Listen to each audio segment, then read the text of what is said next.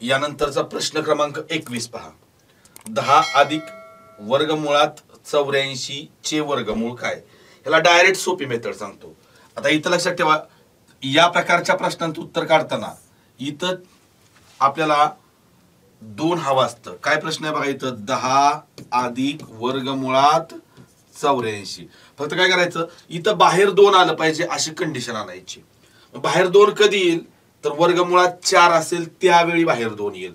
84 ची फोड बघा, 84 ची फोड कशी करायची, 4 सोबत. कुणाची चौपट 84 आहे, तर 21 ची चौपट, 21 चौक 84.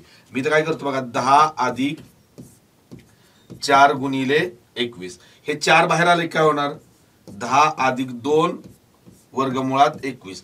आणि या कंडिशन मध्ये आलं ना, या कंडिशन मध्ये की अशा 2 संख्या शोधायच्या ज्यांची बेरीज ही बाहेरची संख्या असली पाहिजे आणि ज्यांचा गुणाकार ही आतली संख्या असली पाहिजे. अशा 2 संख्या कोणत्या आहेत, ज्यांची बेरीज 10 येईल आणि गुणाकार 21 येईल. अशा 2 संख्या कोणत्या आहेत, तर लक्षात ठेवा 3 आणि 7. कोणत्या आहेत, 3 आणि 7. डायरेक्ट सांगतोय, 3 आणि 7 ची बेरीज 10 आणि 3 आणि 7 चा गुणाकार 21. ह्या दोघांना कर्णीत टाकायचं आणि जे मध्ये चिन्ह असेल तिथं घ्यायचं. हे आपलं फायनल आन्सर असतं. लक्षात ठेवा काय आलं, वर्गमुळात 3 अधिक वर्गमुळात 7 म्हणजेच ऑप्शन नंबर क, ऑप्शन नंबर 3 हे आपलं या प्रश्नाचं उत्तर असेल. पुढचा प्रश्न बघा. एक माकड 15 मीटर उंच खांबावर चढण्याचा प्रयत्न करते. ते एका मिनिटाला 5 मीटर वर जाते व दुसऱ्या मिनिटाला 3 मीटर खाली घसरते. असे करता करता ते किती मिनिटात खांब चढेल? आता एक गोष्ट लक्षात ठेवा, ते काय होते माहिती आहे का, हे बघा 1 मिनिटाला ते काय होते, तर 5 मीटर वर जाते आणि दुसऱ्या मिनिटाला बघा, दुसऱ्या मिनिटाला काय होतंय, तर ते बघा पहिल्या मिनिटाला काय करतं, ते एका मिनिटाला 5 मीटर वर जाते आणि दुसऱ्या मिनिटाला 3 मीटर घसरतं. 3 मीटर इथं बघा खाली येतंय. म्हणजेच काय होतं माहितीये का, 5 मीटर वर जाते आणि 3 मीटर घसरतंय, म्हणजे 2च मीटर वरती चढतंय. किती मिनिटाला, लक्षात ठेवा 2 मिनिटाला. 2 मीटर वरती जाते. तसं 4 मिनिटाला 4 मीटर वरती जाईल. असं करत ते 10 मिनिटात 10व्या मिनिटाला किती जाणार, तर 10च मीटर जाणार. लक्षात ठेवा 10व्या मिनिटाला 10 मीटर. इथं फसतात कुठं बघा, 10व्या मिनिटाला किती गेलं ते 10. कारण 2 मिनिटाला 2 मीटर वरती जाते. पहिल्या मिनिटाला 5 मीटर वर, दुसऱ्या मिनिटाला 3 मीटर खाली, म्हणजे 2 मिनिटात ते 2 मीटर वरती जाते. तसं 4 मिनिटाला 4 मीटर वरती, 6 मिनिटाला 6 मीटर, 8 मिनिटाला 8 मीटर, तसं 10 मिनिटाला ते 10 मीटर वर जाणार. बरोबर. आता 11व्या मिनिटाला काय होणार माहितीये का, ते बघा 10 मिनिटानंतर पहिल्यांदा 11व्या मिनिटाला ते पहिलं 5 मीटर वरती जाणार. मग 10 + 5 किती झालं, तर 15 मीटर वरती ते गेलं. आता 15 मीटर मध्ये माकड काय, खांबाची उंचीच 15 मीटर आहे. मग 15 मीटर वरती गेलं की पुन्हा ते घसरणार नाही ना. एकदा वर गेलं की वर अडकून राहणार, ते पुन्हा घसरणार नाही. म्हणजे ते 11 मिनिटात बघा, 11 मिनिटात किती जाते, 15 मीटर वरती जाते. 15 मीटरचा खांब चढून जाते. प्रश्नाचं उत्तर काय असणार आहे, तर पर्याय ब 11 मिनिट. पुढचा प्रश्न बघा. ताशी 54 किमी वेगाने जाणारी 420 मीटर लांबीची एक आगगाडी 300 मीटर लांबीचा पूल किती वेळात पार करेल? आता तुम्ही याला एकतर सूत्र वापरू शकता किंवा बिना सूत्राचं डायरेक्ट कॅल्क्युलेशन करू शकता. काय, तर ताशी 54 किमी वेगाने जाते गाडी, बरोबर की नाही. आपल्याला काय करायचंय, वेळ काढायची आहे. तर वेळ बरोबर अंतर भागिले वेग. आता इथं लक्षात ठेवा, ही वेग दिलाय ताशी 54 किमी आणि अंतर कशात दिलंय, मीटर मध्ये. लक्षात ठेवा, हे सिंपल तुम्हाला सांगतो. इथं हे किलोमीटर मध्ये दिलंय आणि हे मीटर मध्ये दिलंय. इथं पण मीटर आहे, अंतर मीटर मध्ये आणि वेग मात्र किलोमीटर मध्ये. जात एक नाही, जात एक नसेल तर आपल्याला 18/5 किंवा 5/18 शेपटी लावावी लागते. जर वेग खाली आला ना, तर 18 वरती येतो आणि 5 खाली येतो. लक्षात ठेवा, सूत्रात किमती ठेवा आणि देवपूजा करा. अंतर, आता एक गोष्ट लक्षात ठेवा बरं का, अंतर म्हणजे ती गाडी किती अंतर पार करते, तर एखादी आगगाडी जर पूल पार करत असेल तर ती स्वतःची लांबी प्लस त्या पुलाची लांबी एवढं अंतर पार करते. तिची स्वतःची लांबी किती आहे 420, पुलाची लांबी किती आहे 300 मीटर. 420 आणि 300 किती झालं 720. किती झालं 720. भागिले वेग किती आहे, तर वेग आहे 54 गुणिले 18/5. मग इथं 18 × 18, 18 × 3 = 54, 3 × 1 = 3, 3 × 2 = 6, उरले 1, 3 × 4 = 12 आणि 0, 5 × 1 = 5, इथं 5 × 4 = 20, उरले 4 आणि 5 × 8 = 40. तर उत्तर किती आलं मित्रांनो 48 सेकंद. या प्रश्नाचं उत्तर किती आलं 48 सेकंद. म्हणजेच पर्याय क्रमांक पहिला हे आपलं फायनल आन्सर. नेक्स्ट क्वेश्चन काय पहा. एका वृत्तचितीच्या तळाची त्रिज्या 15 सेंटीमीटर व उंची 14 सेंटीमीटर आहे. जर त्या वृत्तचितीच्या तळाची त्रिज्या 10% वाढवली व उंची 10% कमी केली तर तिच्या मूळच्या घनफळात शेकडा कितीने फरक पडेल. काय करायचं तुम्हाला सांगतो, लक्षात घ्या. इथं तिची तळाची त्रिज्या किती आहे आणि उंची किती आहे हे बघतच बसू नका. काय म्हटलंय मूळच्या घनफळात म्हटलंय ना, तर लक्षात घ्या वृत्तचितीचं घनफळ, वृत्तचितीचं हे सूत्र मात्र तुम्हाला माहित असलं पाहिजे. वृत्तचितीचं घनफळ याचं सूत्र काय असतं, तर पाय आर वर्ग एच. लक्षात ठेवा pi r square h. R म्हणजे रेडियस त्रिज्या, एच म्हणजे हाईट उंची. आता यातलं जे जर वृत्तचिती म्हणजे सिलेंडर असतो, लक्षात ठेवा वृत्तचिती म्हणजे सिलेंडर असतो असा. ओके, आपल्या घरातला गोल डब्बा, पाण्याची गोल टाकी, ते वृत्तचिती म्हणजे सिलेंडर, त्याला इंग्लिश मध्ये सिलेंडर म्हणतात. आणि ते वृत्तचितीची उदाहरणं. ही वृत्तचिती छोटा डब्बा असो नाहीतर पृथ्वीच्या आकाराचा डब्बा असतो. त्यातल्या पायची जी किंमत आहे ना, पाय, या पायची किंमत 22/7 ही प्रत्येकासाठी सेम असते. प्रत्येकासाठी सेम असते, छोटा असो मोठा असो किती असो. ओके, बदलतंय काय फक्त तळाची त्रिज्या, बदलते काय फक्त तर तळाची त्रिज्या आणि उंची. बघा या दोघांमध्येच बदल होतोय. मग आता काय करायचंय बघा, तर मूळचं मी तर घेतो मूळ. आता तळाची त्रिज्या काय आहे तर आर चा वर्ग आहे, म्हणजे आर गुणिले एच उंची. आता काय म्हटलंय त्यांनी बघा, तळाची त्रिज्या 10% वाढ झाली. इथं काय झालं माहिती आहे का 10% वाढ, आणि उंची 10% कमी झाली, म्हणजे इथं 10% काय झाली घट झाली. तर आता मूळचं घ्यायचं, लक्षात घ्या 100, मूळचं घ्यायचं 100, 10% इथं वाढ झाली म्हणजे 110% झालं, 110/100. पाठीमागचा प्रश्न बघा किती प्रकारच्या प्रश्नांना आपण ही शॉर्टकट मेथड वापरतोय. गुणिले ही पण 10% वाढ झाली तर इथं 110/100, आणि इथं 10% घट झाली म्हणजे 90/100. या शून्याला हे शून्य, या शून्याला हे शून्य, या शून्याला हे शून्य, या शून्याला हे शून्य, या शून्याला हे शून्य. ओके, आता काय करायचं बघा, 11 गुणिले 11 गुणिले 9 राहिलं. 11 गुणिले 11 किती येतं मित्रांनो, तर 11 गुणिले 11, 11चा वर्ग 121 गुणिले 9/10, हे छेदात 10 राहिले बघा. आता इथं 9 न गुणा फक्त, 9×1 = 9, इथं 9 दुने 18 उरले 1, आणि पुन्हा 9×1 = 10, 1089/10. म्हणजेच काय झालं किती आलं बघा, तर 10 न भागल्यानंतर 1 घर सरकणार, म्हणजेच इथं काय झालं तर 108.9.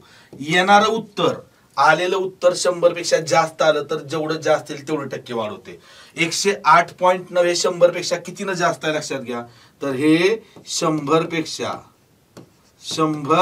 पेक्षा कितीनं जास्त आहे 8.9. 8.9 ने काय आहे तर जास्त आहे, लक्षात ठेवा. 8.9 ने जास्त आहे ना, म्हणजे 8.9% वाढ झाली. जास्त असेल तर वाढ, कमी असेल तर घट. तर 8.9% काय झाले याच्यामध्ये वाढ.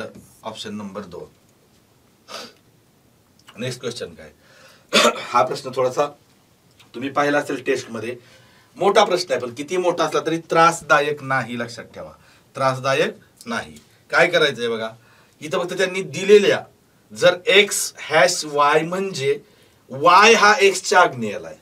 बघा इथं याची जी कंडिशन दिलेली आहे त्यांनी, एक्स हॅश वाय म्हणजे वाय हा एक्सच्या, म्हणजे जर हॅश चिन्ह असेल हॅश, तर त्याचा अर्थ काय होतोय, तर नंतरचा घटक अगोदरच्या घटकाच्या आग्नेयाला असतोय. ओके, म्हणजे दिशेवर आधारित प्रश्न आहे. तर पहिल्यांदा आपल्याला काय करून घ्यावं लागेल, दिशा ह्या महत्वाच्याच आहेत, लक्षात ठेवा. हे आपलं दिशा ज्ञान प्रकरण आपण अपलोड केलेलं आहे YouTube वरती आपल्या. तर तिथं बघा, हे मी तुम्हाला सांगितलंय काय, तर उ ई पुआ, उई पुआ द नै प वा, उई पुआ द नै पवा. आता हे बाकीचं एक नाही, इथं पर्सेंटचा अर्थ दिलाय, इथं ऍट द रेटचा अर्थ दिलेला आहे, इथं डॉलरचा अर्थ दिलेला आहे, आणि इथं हा एवढेच तुम्हाला अर्थ दिले आहेत. तर त्या अर्थाप्रमाणे आपल्याला काय करायचे, ह्या सगळ्यांची जी ऍट द रेट जे. आता बघा हे मी पहिल्यांदा ह्याचा विचार करतो, जर जी ऍट द रेट जे म्हटले, ऍट द रेट कुठं आहे बघा, तर इथं आहे. X at the rate Y चा अर्थ काय आहे, वाय हा एक्सच्या वायव्यला आहे, म्हणजे वाय दुसरा घटक पहिल्या घटकाच्या वायव्यला आहे. इथं बघा जे, ह्याचा अर्थ काय होतो माहिती आहे का, जे हा जीच्या वायव्यला आहे, जे हा जीच्या वायव्यला आहे, म्हणजे कोण बघा जीच्या वायव्यला आहे, जे हा जीच्या. मग समजा मी जी इथं घेतलं, एक मिनिट, इथं जी घेतलं, तर जीच्या वायव्यला म्हणजे इथं बघा, वायव्य म्हणजे वरची तिरकी दिशा, इथं कोण असणार आहे, जे. ओके, याचा अर्थ घेतला. आता दुसरं काय, जी पर्सेंट एच. बघा जी पर्सेंट एच, पर्सेंट कुठं आहे बघा, इथं आहे. इथं काय म्हणते, वाय हा एक्सच्या नैऋत्येला, म्हणजे दुसरा घटक पहिल्याच्या नैऋत्येला, म्हणजे एच हा जीच्या नैऋत्येला आहे. एच हा कोणाच्या, जीच्या नैऋत्येला आहे, लक्षात ठेवा, जीच्या. मग जीची नैऋत्य दिशा, नैऋत्य म्हणजे ही तिरकी दिशा, इथून इकडं तिरकी दिशा, इथं बघा कोण, एच. इथं एच हा जीच्या नैऋत्येला आहे, एच. त्याच्यानंतर काय बघा, आय डॉलर जे. डॉलरचं कुठं दिलंय बघा, इथं दिलंय डॉलरचं. काय, तर वाय हा एक्सच्या ईशान्येला, म्हणजे दुसरा घटक पहिल्याच्या ईशान्येला, म्हणजे जे हा आयच्या ईशान्येला. बघा काय म्हटलंय, जे आयच्या ईशान्येला. समजा आय इथं आहे, ईशान्य दिशा म्हणजे कुठली हो, वरची, तर इथं. म्हणजे जेच्या बघा, जेच्या खालच्या तिरक्या दिशेला, जे इथं आहे की नाही, तर इथं असं तिरक्या दिशेला कोण आहे, आय आहे. ओके, तर बघा तिघांच्या जागा आपल्याला ह्या, सॉरी चौघांच्या जागा फिक्स झाल्या. त्याच्यानंतर काय म्हटलंय पुन्हा, जी डॉलर एम, पुन्हा तेच आहे, जी डॉलर एम, वाय हा एक्सच्या, म्हणजे इथं काय असणार, एम हा जीच्या ईशान्येला आहे, जीची ईशान्य दिशा. लक्षात ठेवा, ईशान्य म्हणजे कोणती, तिरकी दिशा. बघा एम हा जीच्या ईशान्येला, म्हणजे इथं एम असणार, इथं एम हा जीच्या बघा ईशान्येला म्हणजे वरच्या तिरक्या दिशेला. ओके, परत काय म्हटलंय, आय हॅश एच. याचा अर्थ बघा, हॅश आपण पाहिलेलं होतं पहिलं सुरुवातीला आहे, वाय हा एक्सच्या आग्नेयेला, म्हणजे दुसरा घटक पहिल्याच्या आग्नेयेला. मग इथं आय हॅश एच म्हणजे एच हा आयच्या आग्नेयेला. आयची आग्नेय दिशा कोणती आहे, आग्नेय म्हणजे खालची तिरकी दिशा, आयची आग्नेय दिशा. एच ऑलरेडी आलाय बघा, आयच्या आग्नेय दिशेला बघा, आयची या दिशेला, ही दिशा कोणती, आग्नेय, इथं आलेलाच आहे ऑलरेडी. एच हा आयच्या आग्नेयेला आलेला आहे. ओके, आता काय म्हटलं त्यांनी, आय जे, हे आय जे, त्याच्यानंतर आय एच, त्याच्यानंतर जी जे, हे जी जे, त्याच्यानंतर जी एच, ही अंतरे समान आहेत. ठीक आहे, समान आहेत अंतरे, असू द्या, समान अंतरे आहेत. आणि के हा, आता के चं कुठंच काही संबंध दिला नाही, मग के चं काय सांगितलं, के हा जी, बघा इथं जी दिलाय, जी, जे, एच आणि आय यांच्यापासून समान अंतरावरती आहे के. ह्या चौघांपासून समान अंतरावरती, म्हणजे के कुठं असणार हो, तर के कुठं असणार मित्रांनो, इथं आता मध्ये असणार के. कुठं असणार, इथं मध्ये के असणार, बरोबर का, के मध्ये असणार. आता तर सत्य पर्याय निवडा. ओके, सत्य, इथं यम आहे, लक्षात ठेवा, इथं यम आहे, इथं जी आहे, इथं जे आहे, इथं आय आहे, इथं एच आहे. आता एवढंच हे सगळं करावं लागतंय, लक्षात घ्या. याच्यावर आपल्याला काय करायचं आहे, सत्य पर्याय निवडायचा आहे. इथं याला मी असं जोडून घेतो वाटलं तर. बघा एम हा के च्या उत्तरेला आहे. आता के के कुठं आहे बघा, के ची उत्तर दिशा म्हणजे वरची दिशा. एम हा के च्या उत्तरेला आहे का हो, नाही. तर पहिला असत्य. के हा जी च्या पूर्वेला आहे. आता के हा जी च्या बघा, जी च्या कुठल्या दिशेला, या दिशेला. ही दिशा म्हणजे कोणती दिशा आहे, पश्चिम दिशा. पूर्वेला आहे का, तर के हा जी च्या पूर्वेला नाही. जी ची पूर्व दिशा इकडे असणार, जी च्या पश्चिमेला येतो, त्यामुळे हेही चूक आहे. के हा एम च्या वायव्याला आहे. एम च्या, के हा एम च्या बघा. आता एम ची वायव्य दिशा म्हणजे कोणती माहितीये का, एम ची वायव्य दिशा अशी तिरकी वरची, ही वायव्य दिशा वर आहे बघा. एम ची वायव्य दिशा वरची, तर एम च्या वायव्याला कोणीच नाही, के तर येणार नाही. त्यामुळे आणि 3 ऑप्शन जर शुअरली चुकले तर चौथा चेकच करू नका, त्याला डायरेक्ट काळा करा, त्याला सिलेक्ट करा. ते उत्तर असणार काय, एच हा एम च्या नैऋत्यला आहे. एच हा एम च्या बघा, एम च्या म्हटलंय, एम च्या खालच्या तिरक्या दिशेला. खालची तिरकी दिशा कोणती आहे हो, नैऋत्य. मग बघा एच हा एम च्या कोणत्या दिशेला आहे, खालच्या तिरक्या म्हणजेच नैऋत्यला आहे. एच हा एम च्या नैऋत्यला आहे. या प्रश्नाचं उत्तर आलं पर्याय क्रमांक 4, हे या प्रश्नाचं उत्तर असणार आहे. नेक्स्ट क्वेश्चन काय बघा. आता हा एक प्रश्न, या प्रश्नाच्या बाबतीत थोडस बघा काय म्हटलंय, षटकार कोणी मारला याबाबत दीपिका, सोनाक्षी आणि अनुष्का यांना विचारले असता त्यांनी पुढील विधाने केली. पाठीमागच्या वर्षी या प्रकारचे प्रश्न पोलीस भरतीला विचारलेत बरं का. अगोदर असले प्रश्न राज्यसेवेला आणि PSI स्टाईलच विचारले जायचे, पण मागच्या वर्षी पोलीस भरतीला असे प्रश्न विचारले गेलेले आहेत. षटकार कोणी मारला याबाबत दीपिका, सोनाक्षी आणि अनुष्का यांना विचारले असता त्यांनी पुढील विधाने केली. त्यांनी पुढील विधाने केली. कोणती विधाने केली बघा, तर दीपिका काय म्हणते, रोहित किंवा विराट. दीपिका काय म्हणते, रोहित किंवा विराट यापैकी एकानेही षटकार मारला नाही, एकानेही मारला नाही म्हणते. सोनाक्षी काय म्हणते, रोहितने षटकार मारला. आणि अनुष्का काय म्हणते माहिती आहे का, विराट किंवा रोहित यापैकी एकाने षटकार मारला.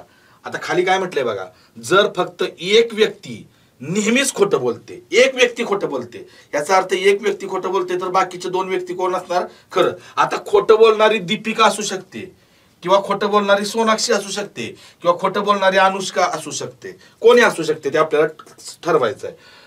नेहमीच खोटं बोलत असेल तर षटकार कोणी मारला, असा प्रश्न आहे. आता मी काय करतो, एक व्यक्ती कोणतरी खोटं बोलते. आता मी जर मला असं वाटलं समजा की काय, मी पहिला काय करतो, अनुष्का, समजा अनुष्का काय बोलते तर खोटं बोलते. अनुष्का जर खोटं बोलत असेल, बघा इथं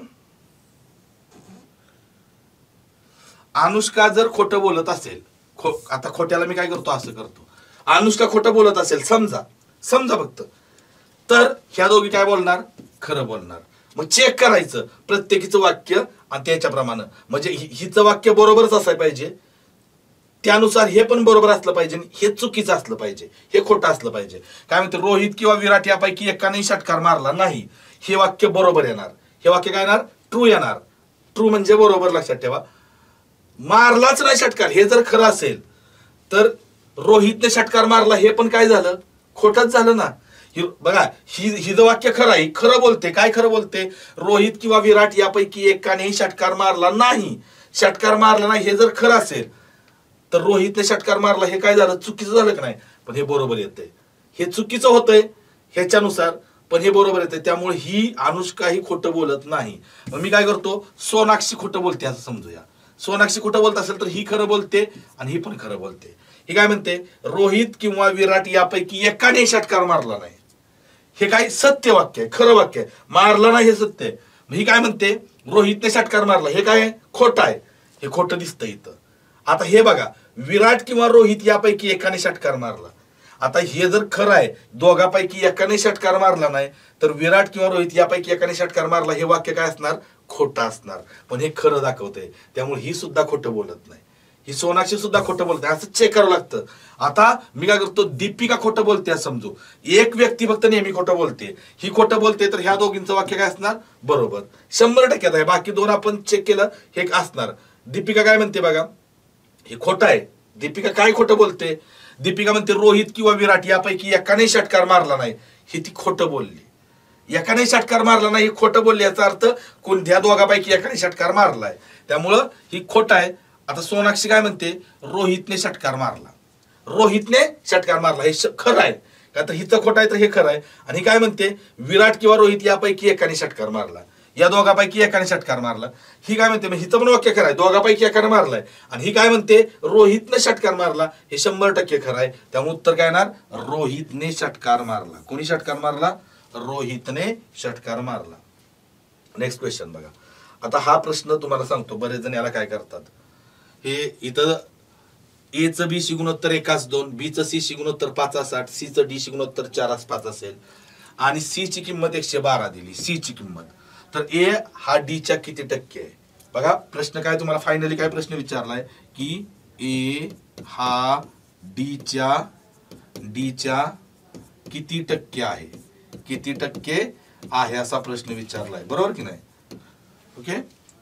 तर पोरं काय करतात, ए ची किंमत आणि डी ची किंमत ह्या 112शी रिलेटेड, म्हणजे एबीसीडीचं गुणोत्तर काढतात. ते सगळं एबीसीडी लिहून त्याच्या खाली सगळं 1:2, 5:8, 4:5 असं मांडून. नका करू एवढं नका करू. आपल्याला फक्त एचं आणि डीचं विचारलं नाही, तर सी ची किंमत दिली, तर सीचं काय घेणं नाही, टक्के विचारले. टक्के जर विचारलं ना तर डायरेक्ट लक्षात ठेवा, ए छेद डी ची किंमत काय असते माहिती आहे का, ए छेद डी म्हणजे एचं डी शी गुणोत्तर डायरेक्ट काढायचं. शॉर्टकट सांगतो, हे 1:2 आहे की नाही, ते 1/2 घ्यायचं. गुणोत्तर म्हणजे भागाकार असतो, लक्षात ठेवा. गुणिले हे 5:8 आहे, ते 5/8 घ्यायचं. गुणिले 4:5 आहे की नाही, हे 4:5 आहे, ते 4/5 घ्यायचं. ओके. आणि यांचं फक्त हे एचं आणि डीचं गुणोत्तर भेटणार तुम्हाला. इथं बघा 4×1=4, इथं 4×2=8, 5×1=5 आणि 5×1=5. वरती काय राहिलं, 1×1=1 आणि खाली काय राहिलं, 2×2=4. तर लक्षात ठेवा, ए ची किंमत 1 आणि डी ची किंमत 4 आली. ए ची किंमत किती आली, 1 आली आणि डी ची किंमत 4. ती इथं ठेवा फक्त ए हा, असं आपण समजू. ए म्हणजे ए ची किंमत किती आहे, 1 बरोबर. डी ची किंमत किती आहे, 4. किती टक्के आहे ते माहित नाही, मी काय करतो, x% आहे असं आपण मानू. म्हणजेच 1 बरोबर 4 गुणिले x% म्हणजे x/100. तर 4×1=4, इथं 4×2=8, उरले 2, 4×5=25 भागिले 25. इकडे 1 ला गुणिले 25 होणार. मग इथं 25 गुणिले 1 बरोबर x. म्हणजेच x ची किंमत किती आली, 25×1=25.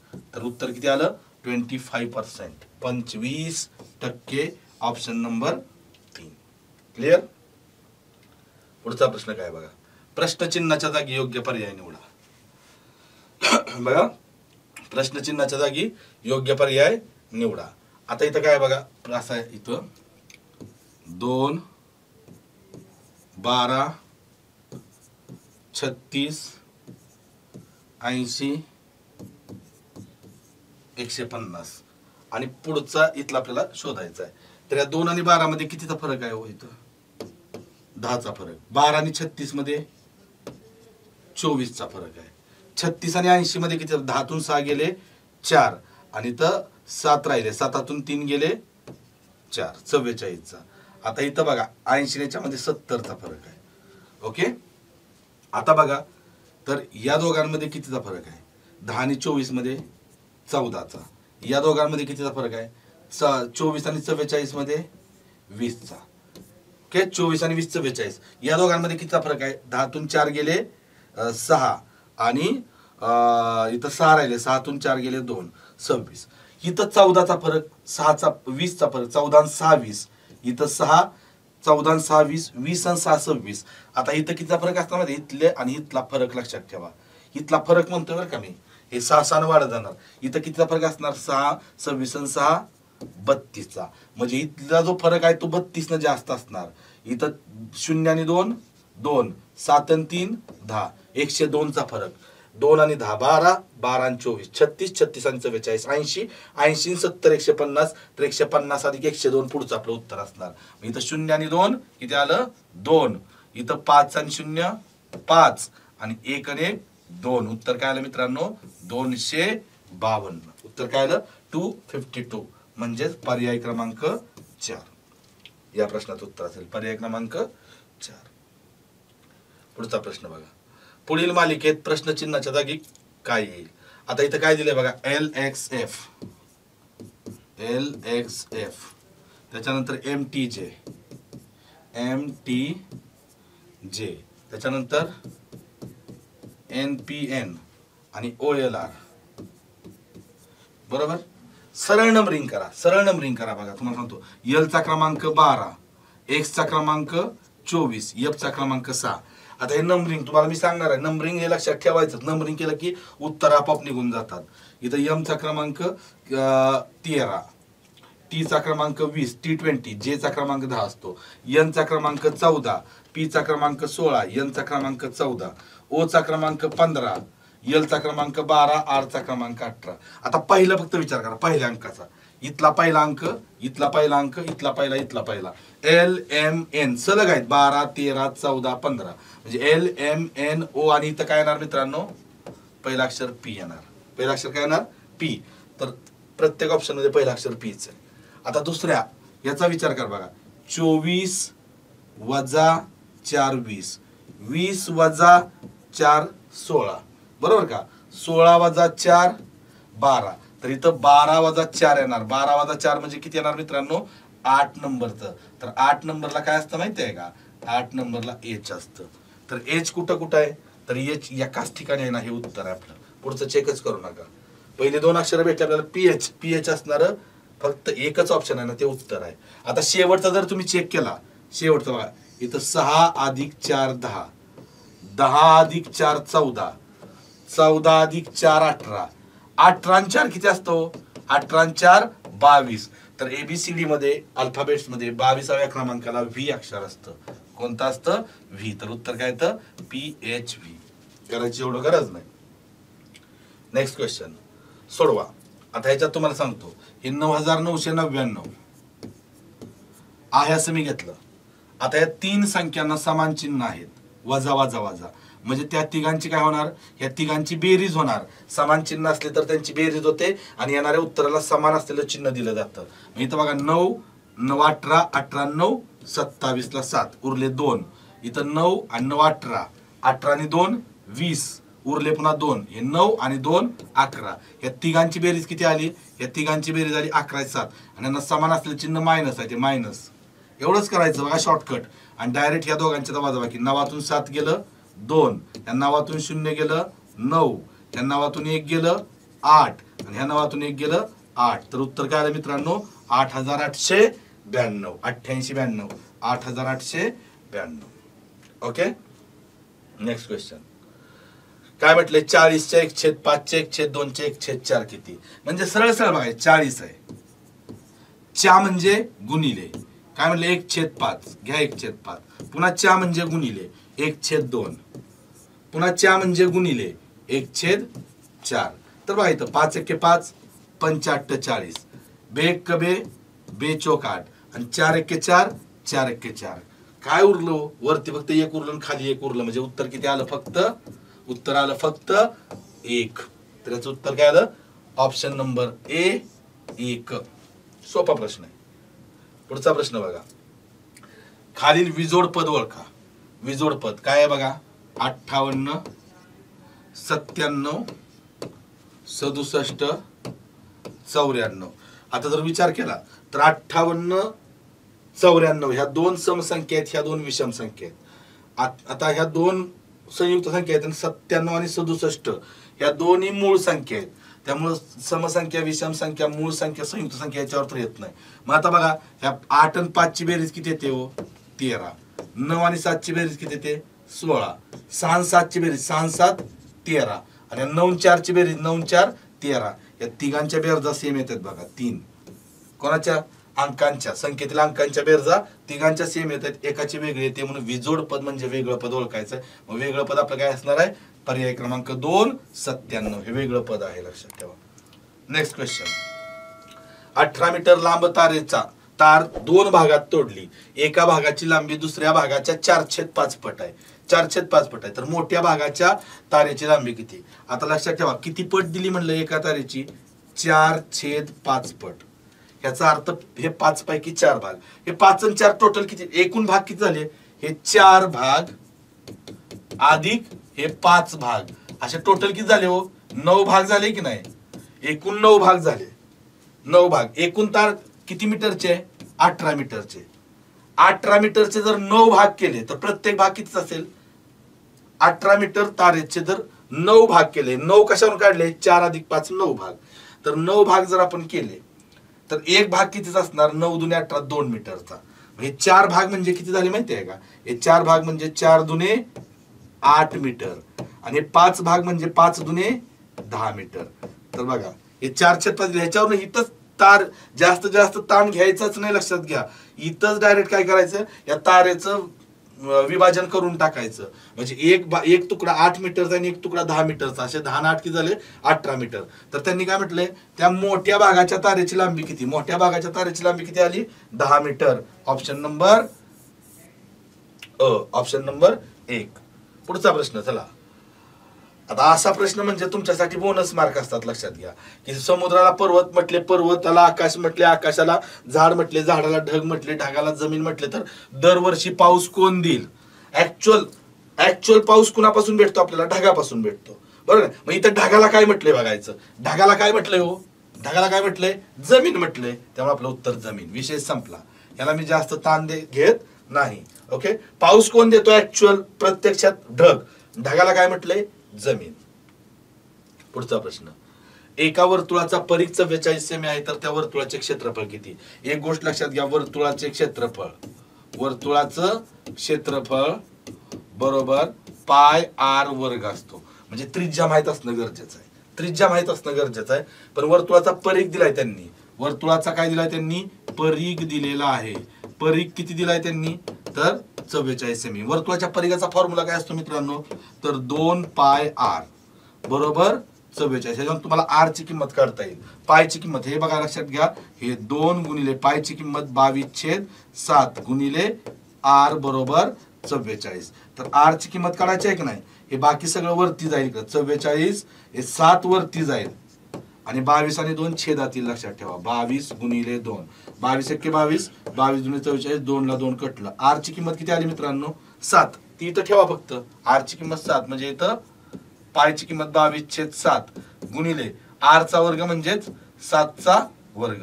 ह्या 7 ला इथला एक 7 कट झाला.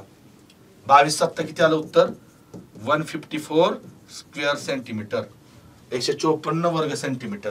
ओके. म्हणजेच याचं उत्तर ऑप्शन क्रमांक ब हे असणार. ओके.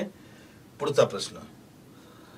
आता इथं बघा, प्रश्न क्रमांक 36 ते 38. आता हा प्रश्न मोठा आहे, पण हे एकदा जर का तुम्ही हे बनवलं, काय व्यवस्था क्लिअर बनवली, तर 36 37 आणि 38 3 प्रश्नांसाठी 3 प्रश्नांची उत्तर तुमची निघणार आहेत. त्यामुळे ह्याला थोडा वेळ लागला तरी चालतो. त्यांनी काय म्हटलंय, प्रश्न क्रमांक 36 ते 38 खालील माहितीवर आधारित आहेत. काय म्हटलंय, 5 व्यक्ती श्रीकांत, अरुण, ज्ञानेश्वर, गणेश व शरद एका पंचकोनाकृती टेबलाभोवती बसून जेवत आहेत. मात्र याच क्रमांकाने बसणे आवश्यक नाही. म्हणजे क्रम कसा असेल त्यांनी सांगितल्याप्रमाणे त्यांची सर्वांची तोंडे पंचकोनाच्या केंद्राकडे आहेत. पंचकोन आपण काढून घेऊया अगोदर. बघा, पंचकोन असा पंचकोन आहे, 5 बाजू असणारा. ओके. सर्वांची तोंडे पंचकोनाच्या कुठे आहेत, समजा ह्याचं तोंड इकडं, इथं बसल्याचं तोंड इकडं, प्रत्येकाची केंद्राकडे तोंड आहे, तेवढं लक्षात घ्या. तोंड का, तर डावं आणि उजवं कळत आपल्याला. तोंड कुठल्या दिशेला, ह्याच्यावरून डावं आणि उजवं घेता येतं. आता काय म्हटलं, पहिलं वाक्य, अरुण हा गणेशच्या त्वरित डावीकडे बसलाय. कोणाच्या, गणेशच्या त्वरित डावीकडे. कुठे एकाच जागा फिक्स करायची. समजा मी इथं काय करतो माहितीये का, इथं गणेश घेतो आणि गणेशचं तोंड वरती आहे, त्याच्या त्वरित डावीकडे कोण बसलाय, अरुण. तर अरुण इथं आहे. ओके. त्यानंतर बघा पुढे काय म्हटलंय, ज्ञानेश्वर हा गणेशच्या त्वरित शेजारी. ज्ञानेश्वर, आता गणेशच्या बघा, गणेशच्या शेजारी एक जण अरुण आहे. आता त्याच्या शेजारची एकच जागा राहिली. ज्ञानेश्वर हा गणेशच्या त्वरित शेजारी आहे. म्हणजे इथं आपोआप या जागेवर कोण आला, तर इथं आला ज्ञानेश्वर. आला. ओके. परत काय म्हटलंय, श्रीकांत हा शरद व अरुणच्या मध्ये बसलाय.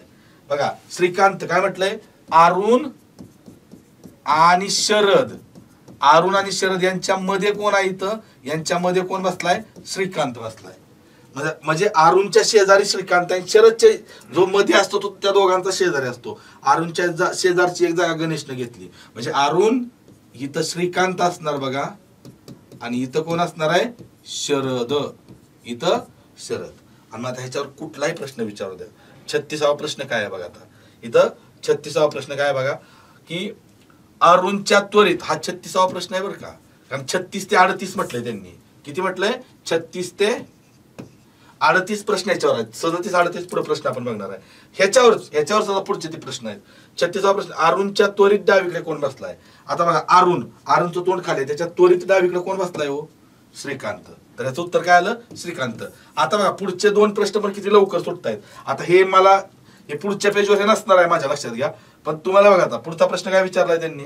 पुढचा प्रश्न की पुढील पैकी 3 पर्यायातील व्यक्तींच्या जोडीमध्ये विशिष्ट प्रकारचे साम्य, चौथा विसंगत प्रकार कोणता? आता इथं पण बघा, आपल्याला ही जे आपण बनवलंय का नाही, हेच आपल्याला इथं घ्यावं लागतं. इथं मी काढून घेतो, म्हणजे तुमच्या लक्षात येईल. हे तुम्हाला डबल करावं लागत नाही. आता एकदा तुम्ही व्यवस्था बनवली ना, तर ही तुम्हाला डबल करावी लागत नाही. मग काय, गणेश, अरुण, श्रीकांत. काय म्हटलंय बघा इथं? गणेश, अरुण, श्रीकांत, त्याच्यानंतर शरद आणि ज्ञानेश्वर. ओके, हे शरद आणि ज्ञानेश्वर ही एकदाच बनवली. आता आपल्याकडे कसं आहे, पेज पाठीमागचं एकत्र आणता येत नाही, त्यामुळं इथं. आता काय म्हटलंय, ह्या 4 पैकी 3 जोड्यांमध्ये साम्य आहे आणि 1 जोडी वेगळी आहे. पहिलं काय बघा, शरद आणि अरुण काय आहेत बघा. इथं हा शरद आहे, इथं हा शरद आहे आणि इथं अरुण आहे. त्यांच्या म्हणजे एकाड एक जोडी आहे. ही जोडी कशी आहे? अरुण गणेश. आता अरुण आणि गणेश ही कशी आहे माहिती आहे का? हे बघा, एकाड एक आहे बरं का, एका आड एक बसलेले आहेत दोघं. आणि हे कसे आहेत? हे लगत बसलेली जोडी आहे. लगत म्हणजे ह्या दोघांमध्ये फरक आहे. आता पुढची जोडी काय? श्रीकांत आणि शरद. हे पण काय आहेत? हे सुद्धा लगतच आहेत. हे पण लगत बसलेले आहेत. तिसरी जोडी ज्ञानेश्वर आणि गणेश हे सुद्धा कसे आहेत? लगतच बसलेले आहेत की नाही? मग हे 3 लगत बसलेले आहेत. ह्या 3 जोड्या लगत आणि एकाड एक आहे, त्यामुळे वेगळी जोडी कोणती आहे? पहिला शरद आणि अरुण. ओके, लगेच 38वा प्रश्न काय विचारलाय? श्रीकांतचे शरदशी संबंधित स्थान कोणते? श्रीकांतचे बघा आता बरं का, श्रीकांतचे शरदच्या कुठं आहे? तो त्वरित शेजारी आहे, लक्षात ठेवा. कुठं आहे? काय दिलंय बघा, उजवीकडे. इथं पुन्हा एकदा मी काढतोच. इथं हे तुम्हाला मी काढतोय, इथं तुम्हाला डबल काढायची गरज नाही. तुम्ही एकदा व्यवस्था बनवली. काय? अरुण, श्रीकांत, शरद, ज्ञानेश्वर. बघा, श्रीकांत, शरद, ज्ञानेश्वर, इथं अरुण आणि एक कोण राहिला आपला? गणेश. इथं गणेश. ओके, मग काय प्रश्न विचारलाय बघा, एकदाच आपण बनवून घेतलं, हे तेच वापरायचे. श्रीकांतचे शरदशी संबंधित स्थान कोणते? श्रीकांतचे. आता बघा, श्रीकांतचे शरदच्या शेजारी बसलाय आणि त्याचं प्रत्येकाचं तोंड इकडे आतमध्ये बरं का, त्याच्या उजव्या बाजूला आहे, शरदच्या उजव्याकडे. आता बघा, उजवीकडे दुसरा आहे का हो? तर उजवीकडे दुसरा कोण आहे? अरुण आहे. हा उजवीकडे लगत आहे, लागून आहे. डावीकडे तर नाहीच आहे तो. त्वरित शेजारी मात्र आहे बघा. त्वरित काय आहे? शेजारी. डावीकडे तिसरा वगैरे नाही. तो उत्तर काय येणार? त्वरित शेजारी. बघा, एकदा तुम्ही व्यवस्था बनवली की बाकीच्या प्रश्नांची उत्तर फक्त डोळ्यांनी बघून क्लिक करायचे आहेत. ओके, पुढचा 39वा प्रश्न. 15,15,15 ही संख्या अंकातली. आता सिंपल आहे, लक्षात ठेवा. 15 कोटी म्हटलंय म्हणजे 10 कोटीपेक्षा जास्त आहे की नाही, म्हणजे दशकोटी यायला पाहिजे. मग इथं बघा, एकक, दशक, शतक, हजार, 10,000, लक्ष, दशलक्ष, कोटी. दशकोटी येतंय का हो? नाही, गेला ऑप्शन. इथं बघा, एकक, दशक, शतक, हजार, 10,000, लक्ष, दशलक्ष, कोटी, दशकोटी आणि शतकोटी किंवा अब्जावर जातंय, दशकोटीच्या पुढे जातंय, हा पण ऑप्शन गेला. बाकी जास्त बघत बसायचं नाही, लक्षात घ्या. एकक, दशक, शतक, हजार, 10,000, लक्ष, दशलक्ष, कोटी. कोटीच आहे, दशकोटी पाहिजे आपल्याला. 15 कोटी म्हणजे कसं असतं, कशात असते लक्षात ठेवा, 10 कोटीपेक्षा जास्त आहे. दशकोटी 1 कोटीमध्ये 3 ऑप्शन शुअरली चुकले ना, तर चौथा ऑप्शन डायरेक्ट काळा करून टाका, बाकी बघूच नका. हे बघा, एकक, दशक, शतक, हजार, 10,000, लक्ष, दशलक्ष, कोटी आणि दशकोटी. बघा, 15 कोटी 1515 म्हणजे इथं काय झालं, 15 कोटी नंतर एकक, दशक, शतक, हजार, 10,000, लक्ष, दशलक्ष. लक्ष, दशलक्ष वगैरे काही नाहीच आहे इथं. ओके, तर इथं आणि 10,000 पण नाही इथं. 15 कोटी 1515 ही संख्या. ओके, पुढचा प्रश्न काय बघा. 2007 या वर्षाचे कॅलेंडर कोणत्या वर्षाच्या कॅलेंडर सारखे आहे? आपण कॅलेंडर प्रकरणाचे व्हिडिओज टाकलेले आहेत. कॅलेंडर प्रकरण आपल्या वेनिटरच्या चॅनलवरती आहे. तिथं बघा, मी तुम्हाला स्पष्ट सांगितलंय 2007 हे कसलं आहे माहिती आहे का? 2004 + 3 आहे, म्हणजेच लीप प्लस 3 वर्ष आहेत, ही शॉर्टकट मी तुम्हाला सांगितली होती. आणि लीप नंतर 3रं वर्ष असलं ना तर त्याची लक्षात ठेवा, त्याची पुनरावृत्ती ही 11 वर्षानंतर होते. किती? 11 वर्षानंतर होते. 11 वर्षानंतर. मग 2007 प्लस 11 जर केलं तर उत्तर काय येतं? 2018. उत्तर काय येतं मित्रांनो? 2018. 2018 पर्याय क्रमांक 4. पर्याय क्रमांक 4. पुढचा प्रश्न बघा. पुढीलपैकी लहान व मोठा अपूर्णांक कोणता? आता इथं काय अपूर्णांक आहे तिथं मी लिहितो बघा. 15/29. इथं 13/25. इथं 17/33 आणि इथं 14/27. आता ह्या चारही अपूर्णांकाची नीट निरीक्षण करा. चारही अपूर्णांकांचं नीट निरीक्षण करा. तुमच्या काही गोष्टी लक्षात येतील. आता इथं बघा 15ची दुप्पट 30 वजा 1. इथं बघा काय झालं? इथं दुप्पट वजा 1. 15ची दुप्पट 30 वजा 1. 13ची दुप्पट 26 वजा 1 25. 17ची दुप्पट 34 वजा 1 33. आणि 14ची दुप्पट 28 वजा 1 33. सॉरी 14ची दुप्पट 28 वजा 1 27. आता या प्रकारच्या जर अंशाच्या दुपटीपेक्षा छेद 1 न कमी असेल, दुपटीपेक्षा 1 न कमी असेल छेद, तर तुम्हाला सांगतो उलट असतं. जो दिसायला जो अंश लहान तो अपूर्णांक मोठा असतो. जो अंश लहान तो अपूर्णांक मोठा. या सगळ्यांमध्ये लहान अंश कोणता आहे हो? 13 आहे का नाही? तर हा अपूर्णांक मोठा असतो. हा मोठा असतो. आणि जो दिसायला मोठा, ज्याचा अंश मोठा आहे, हा मोठा आहे का नाही? हा सगळ्यात काय असतो? लहान असतो. म्हणजे इथं ह्याला आपण काय केलंय बघा, नाव दिलेत A B C आणि D. ओके. मग काय म्हटलंय? सर्वात लहान पहिल्यांदा म्हटलंय. सर्वात लहान व मोठा. लहान कोणता आहे? सी हा लहान आहे. आणि मोठा कोणता आहे? बी. तर उत्तर आपलं CB असणार. काय असणार? CB कुठं आहे? तर हा पर्याय क्रमांक 3. पर्याय क्रमांक 3 हे आपलं उत्तर असेल. पुढचा प्रश्न बघा. एका कारची किंमत 30% वाढली तर कारची विक्री 20% कमी होते. यामुळे एकूण महसुलात किती टक्के बदल होईल? एकूण महसुलात किती टक्के बदल होईल? महसुलात म्हणजेच इन्कम मध्ये, टोटल इन्कम मध्ये काय बदल होईल? तर ह्याला जी शॉर्टकट आपण बऱ्याच ठिकाणी वापरली, किती टक्के घट होईल किंवा किती टक्के वाढ होईल? -4 म्हणजे 4% घट होईल का? -2 म्हणजे 2% घट होईल का? +4 म्हणजे 4% वाढ होईल का? आणि +2 म्हणजे 2% वाढ. कारण किती टक्के म्हटलंय इथं, टक्के महत्वाचं आहे. ओके. तर याला काय डायरेक्ट ही बघा शॉर्टकट आपण या अगोदर ही बऱ्याच प्रश्नांना ही शॉर्टकट वापरली. किती प्रकारच्या प्रश्नांना आपण एक शॉर्टकट वापरतोय. इथं मूळ भूमितीवरचा जो प्रश्न होता की नाही बघा, वृत्तचितीच्या तळाची त्रिज्या 10% वाढवली व त्याची उंची 10% कमी केली तर मूळच्या घनफळात किती? त्याला आपण हीच मेथड वापरली होती आपण.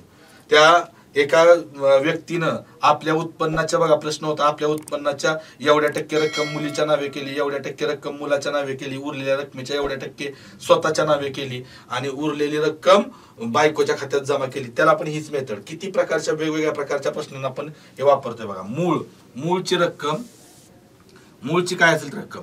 आता त्या कारची विक्री 20 काय म्हणणं माहिती आहे का? त्या कारची किंमत किती टक्क्याने वाढवली? 30% वाढ केली. मूळ गुणिले इथं 30% वाढ आणि पुन्हा 30% वाढ केल्यामुळं बघा त्या कारची किंमत 30% वाढवली, त्यामुळं तिची विक्री 20% कमी झाली. 20% काय झाले? घट. 20% घट. आता इथं मूळची किंमत घ्यायची 100. 30% वाढ म्हणजे 130/100 आणि 20% घट म्हणजे 80/100. एवढं लक्षात ठेवा. ओके. हे लक्षात ठेवा. कसं? हे मूळची किंमत घ्यायची 100 गुणिले 30% वाढ म्हणजे 130/100 गुणिले 20% घट म्हणजे 80/100. येणारं उत्तर 100 पेक्षा जास्त आलं तर जेवढं जास्त येईल तेवढं टक्के वाढ किंवा येणारं उत्तर 100 पेक्षा कमी आलं तर जेवढं 100 पेक्षा कमी येईल तेवढं टक्के घट. बघूया आपण.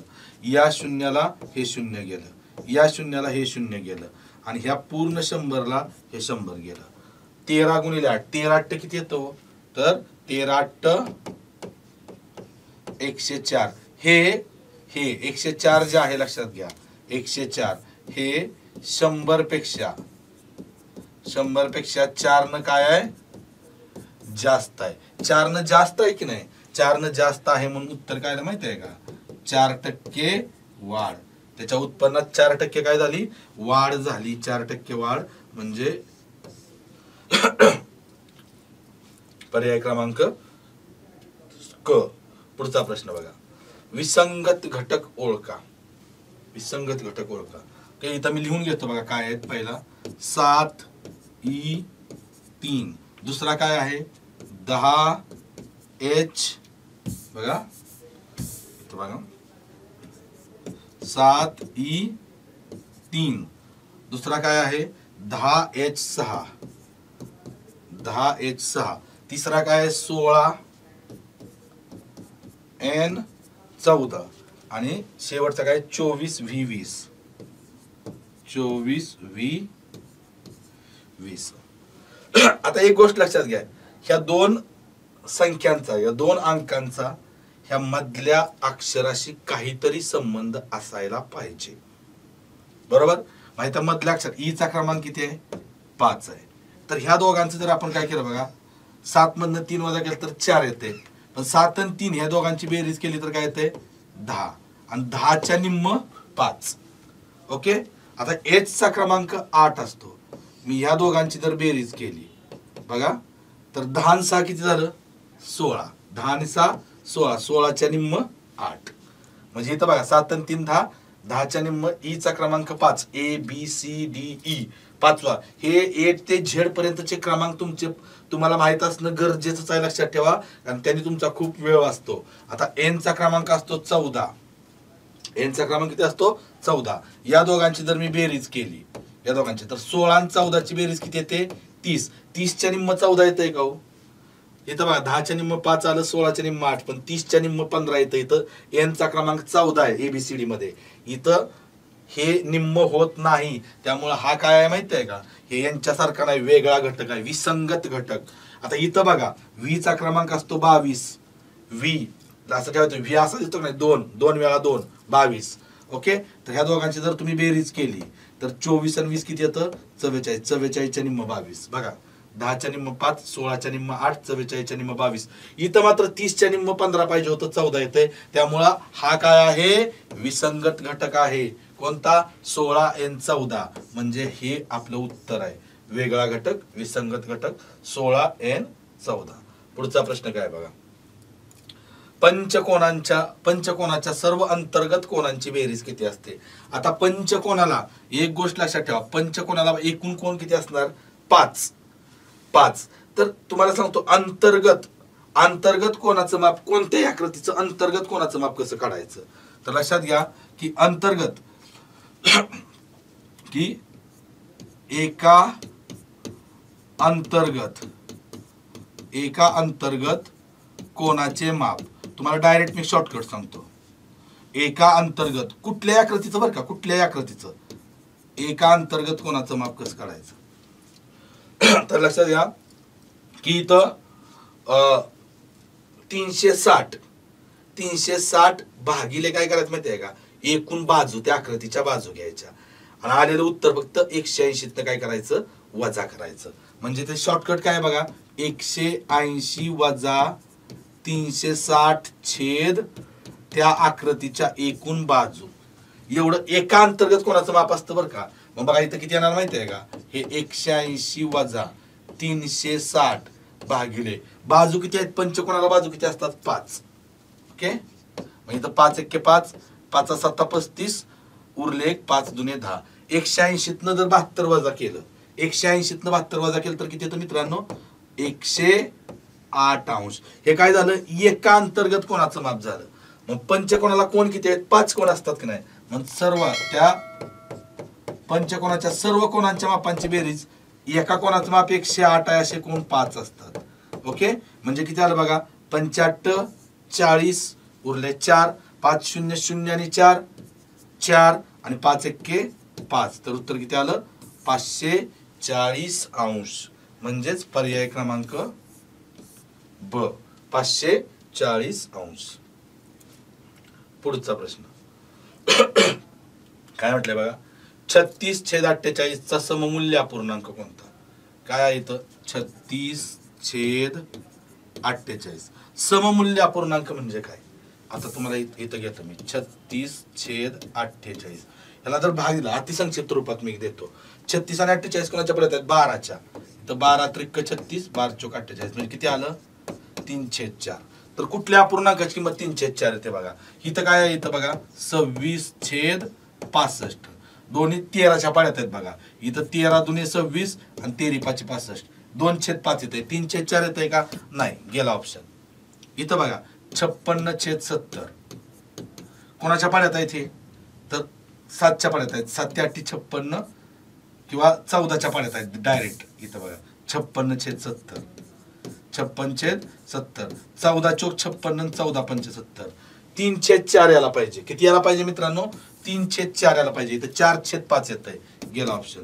इथं बघा 45/60 15च्या पाड्यात आहेत. 15 त्रिक 45 15 चोक 60, इथं मात्र बघा 3/4 येते, 3/4 येते. त्यामुळे हे उत्तर आहे आपलं. हे काय, हा सममूल्य अपूर्णांक आहे. 17/85 किती येणार, 17 1 17 आणि 17 5 85, 1/5 येणार.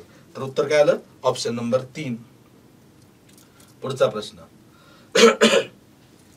15 मजूर एक काम 10 दिवसात करतात, त्याच कामाच्या दीडपट काम म्हटलंय 25 मजूर किती दिवसात पूर्ण करतील? आता याला फॉर्म्युला तुम्हाला सांगतो डायरेक्ट. M1 D1 भागिले W1 बरोबर M2 D2 भागिले W2. आता M1 म्हणजे सुरुवातीचे मजूर किती आहेत, सुरुवातीचे मजूर 15, किमती ठेवायचं डायरेक्ट 15. D1 सुरुवातीचे दिवस किती आहेत 10 छेद W1 सुरुवातीचं काम किती आहेत, एकच काम आहे तर इथं एकच घ्यायचं, एकच काम बरं का. आता काय म्हटले, तर त्याच कामाच्या दीडपट काम म्हणजे नंतरचं काम किती आहे, दीडपट म्हणजे 1.5, या कामाच्या दीडपट 1.5 घ्या. आणि नंतरचे मजूर किती आहेत 25, M2 ची किंमत किती आहे 25 गुणिले D2 ची किंमत काढायची आहे x. ओके, आता कसंही तुम्ही करू शकता, यात काही प्रॉब्लेम नाही. ओके, तर आता बघा इथं मला x ची किंमत काढायची आहे की नाही, मी काय करतो इथं 1.5 15 करतो, इथं 0 घेतो. ओके, आपल्या नेहमीच्या बेसिक मध्ये आपण शिकलेलो आहे पॉईंट कसा घालवायचा. मग इथं 15 10 किती झालं 150, हे भागिले 15 इकडे गुणिले 15 झालं आणि छेदामध्ये हे पण 250 येणार, इथं 250 येणार आणि या बाजूला फक्त काय राहिलं x, ज्याची किंमत काढायची आपल्याला. ओके, तर ह्या शून्याला हे 0 गेलं. तर इथं बघा 5 5 25 5 त्रिक 15 5 1 5 5 त्रिक 15, 3 गुणिले 3 किती आलं 3 त्रिक 9, तर किती दिवसात ते काम पूर्ण करणार 9 दिवसात. पर्याय क्रमांक 4 9 दिवसात. पुढचा प्रश्न बघा 35 गुणिले 8 भागिले 7 प्लस 153 गुणिले 7 भागिले 17 वजा 63 गुणिले 7 भागिले 9. सिंपल आहे, गुणाकार भागाकार बेरीज वजा बाकी असाच प्रश्न आहे. मग बघा इथं 35 काय म्हटलं, इथं 35 गुणिले बघा 35 गुणिले 8 भागिले 7 आहे, 8/7 असं लिहितो प्लस 153 गुणिले 7 भागिले 17 असं लिहितो. भागिले तुम्ही असं लिहू शकता, प्लस सॉरी मायनस आहे, मायनस 63 गुणिले 7/9, 7 भागिले 9 म्हणजे 7/9. आता इथं गुणाकारात तुम्ही काटाकाटी करू शकता. 7 1 7 7 5 35, 17 1 17 17 9 153, 9 1 9 9 7 63, इथं किती झालं 85 40 प्लस 9 7 63 वजा 7 7 49. सरळ बेरीज वजा बाकी करायचे. 40 आणि 63 103 वजा 49. बघा 13तून 9 गेलं 4, इथं 9 राहिलं, 9तून 4 गेलं 5 आणि इथं 0 राहिलं. उत्तर किती आलं 54. 103 मधनं 49 वजा केलं तर 54 उत्तर येतं. पर्याय क्रमांक क. पर्याय क्रमांक क. यानंतरचा प्रश्न दोन संख्या 6x व 7x असून त्यांचा मसावी 6 व लसावी 252 आहे, तर x बरोबर किती? आता याला तुम्हाला सांगतो मी, लक्षात ठेवा. इथं सरळ एक फॉर्म्युला तुम्ही वापरू शकता. ल गुणिले म बरोबर पस गुणिले दुस, पहिली संख्या गुणिले दुसरी संख्या. तुम्हाला मी शॉर्टकट पण सांगतो याची. तर लसावी किती दिलाय बघा, लसावी दिलाय 252, घ्या इथं 252. मसावी किती दिलाय 6, घ्या. पहिली संख्या 6x आहे गुणिले दुसरी संख्या 7x आहे. ओके, मग इथं काय झालं बघा, तर हे 252 गुणिले 6 बरोबर 6 42 गुणिले, लक्षात ठेवा x गुणिले x काय होतं माहिती आहे का, x वर्ग होतो. आता हे गुणिले 42 इकडे आल्यानंतर काय होतं माहिती आहे का, तर भागिले 42 होतं. ओके, गुणिले 42 इकडे भागिले 42. मग 6 एक्के 6, 6 7 42, 7 एक्के 7, 7 त्रिक 21, उरले 4, 4 वर 2 42 झालं, 7 सक्क 42. तर बघा इथं x वर्ग बरोबर 36 आलं. x वर्ग बरोबर किती आलं 36. म्हणजेच x वर्ग बरोबर 36 म्हणजे 6 चा वर्ग. तर एक वर्गाला वर्ग गेलं तर x बरोबर किती आलं मित्रांनो 6. आता तुम्हाला आणखी एक सांगतो, आपण लसावी मसावीचा व्हिडिओ आपल्या वेनेटरच्या चॅनल वरती टाकलेला आहे. वेनेटरच्या चॅनल वरती आपण लसावी मसावीचा व्हिडिओ टाकलेला आहे. त्यामध्ये मी तुम्हाला एक शॉर्टकट सांगितली. जर दोन संख्या आता 6x आणि 7x अशा दिल्या x च्या सहगुणकाच्या स्वरूपात, 6 आणि 7, आणि त्या जर ते असामायिक अवयव असतील, 6 आणि 7 ला कोणत्या एका संख्येने भाग जात नसेल, तर लक्षात ठेवा x ची किंमत नेहमी मसावी एवढी असते. कशा एवढी असते, मसावी एवढी असते. तुम्हाला हे सगळं करायची गरज नाही. तुम्ही डायरेक्ट मसावी किती 6 तेच उत्तर लिहायचं. आपलं उत्तर 6 आलंय ना, तर डायरेक्ट अशा प्रश्नात मसावीची किंमत असते तीच x ची किंमत असतेच. हे मी तुम्हाला त्या व्हिडिओ मध्ये तुम्हाला शॉर्टकट सांगितले आहे. x बरोबर किती असतं 6. पुढचा प्रश्न, राहुल पूर्वेकडे चालत जाऊन उजवीकडे वळला, त्यानंतर पुन्हा काही अंतर जाऊन डावीकडे वळला, तर त्याच्या पाठीमागची दिशा कोणती असेल? दिशेवर प्रश्न आहे ना, तर दिशेवरती प्रश्न असेल तर पहिलं आपल्याला दिशा ह्या घ्याव्याच लागतात. काय दिशा लक्षात ठेवायच्या, तर उई पुवा दनय पवा, उई पुवा दनय पवा, उई पुवा दनय पवा. आता काय म्हटले, राहुल पूर्वेकडे चालत गेला. पूर्व म्हणजे ही दिशा. ओके, समजा इथून तो चालतोय, इथून सुरुवात आहे, ए पासून सुरुवात आहे, पूर्वेकडे चालत गेला आणि उजवीकडे वळाला. आता याचं तोंड इकडे आहे बघा, पूर्वेकडे. उजवीकडे म्हणजे त्याचा उजवा हात खालच्या बाजूला जाणार. उजवीकडे वळाला, उजवीकडे, त्यानंतर पुन्हा काही अंतर जाऊन डावीकडे वळाला. आता काही अंतर तो गेला आणि डावीकडे, त्याचं तोंड खाली आहे, डावीकडे म्हणजे तो या बाजूला वळाला. डावीकडे वळला, डावीकडे वळला म्हणजे इकडे वळला, तर त्याच्या पाठीमागची दिशा कोणती असेल? आता त्याचं तोंड इकडे आहे डावीकडे वळल्यानंतर, तर त्याच्या पाठीमागची दिशा म्हणजे कोणती? आपल्याला या बाजूची दिशा विचारली. तर या बाजूची दिशा कोणती आहे? इथं या बाजूची दिशा कोणती आहे? प म्हणजे पश्चिम. तर या प्रश्नाचं उत्तर आलं पर्याय क्रमांक ब, पश्चिम. आणि आता हा शेवटचा प्रश्न आपण बघूया काय आहे. 0.25 भागिले प्रश्नचिन्ह बरोबर 0.00025. तर प्रश्नचिन्हाच्या जागी काय येईल बघा. 0.25 भागिले हे प्रश्नचिन्ह आहे, त्याला मी काय करतो x मानतो, बरोबर 0.00 3 वेळा 0 आणि हे असं आहे.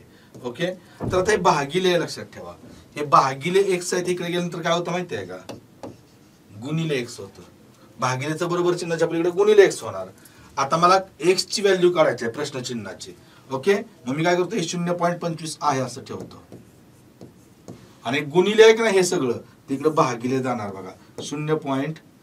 इथं काय बघा 3 वेळा 0 आहेत, 0.123 आणि हे 25, हे गुणिले इकडे भागिले, बरोबर काय आलं x. आणि x ची किंमत काढायची. आता कशी काढायची, मी तुम्हाला दशांश अपूर्णांकांचा भागाकार शिकवलाय.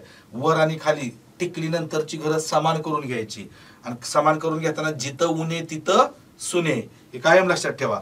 इथं वरती 2 घर आहेत, खाली किती आहेत 1 2 3 4 5 घर आहेत, खाली 5 आहेत, वरती 2च आहेत. 3 घरं कमी पडतायत वरती, तर इथं 3 शून्य घेऊन टाकायचे डायरेक्ट, काय फरक पडत नाही. आणि काय करायचं आता, टिकली उडवून टाकायची. मग टिकली जर उडवली आपण तर वरती काय होईल 25,000, 1000 आणि खालची टिकली उडेल तर फक्त 000025 म्हणजेच फक्त 25. मग 25 एके 25 आहे, 25 एके 25 आणि 3 शून्य म्हणजे एक्स ची व्हॅल्यू किती आली मित्रांनो? तर एक्स ची व्हॅल्यू आली म्हणजेच प्रश्नचिन्ह किती येणार? 1000. किती येणार? 1000 म्हणजेच तिसरा ऑप्शन. ओके, तर अशा पद्धतीने मित्रांनो आपण ही संपूर्ण टेस्ट सोडवून दिलेली आहे. अंकगणित आणि बुद्धिमापनचे 50चे 50 प्रश्न आपण सोडवून दिलेले आहेत. तुमच्या काही अडचणी असतील, तुम्हाला एखादं समजलं नसेल तर तुम्ही मला कमेंट करू शकता. आपला वेनेटर करिअर्सचा आपला यूट्यूब चॅनल आहे. तो यूट्यूब चॅनल जर तुम्ही सबस्क्राईब केला नसेल चॅनल, तर चॅनल सबस्क्राईब करा, तुमच्या मित्रांना ते लिंक शेअर करा. ओके, तर आजच्या या सेशनमध्ये आपण इथंच थांबतोय. पुढच्या आठवड्यातल्या टेस्टचं विश्लेषण करून आपण पुन्हा भेटणार आहोत. पण आपण आपले संपूर्ण कोर्स युट्यूबला मोफत व्हिडिओच्या माध्यमातून देतोय. ते तर तुम्ही पहाच. वेनेटरचा चॅनल सबस्क्राईब करा आणि तो कोर्स आपला पहाच. या सेशनमध्ये आपण इथंच थांबतोय. धन्यवाद.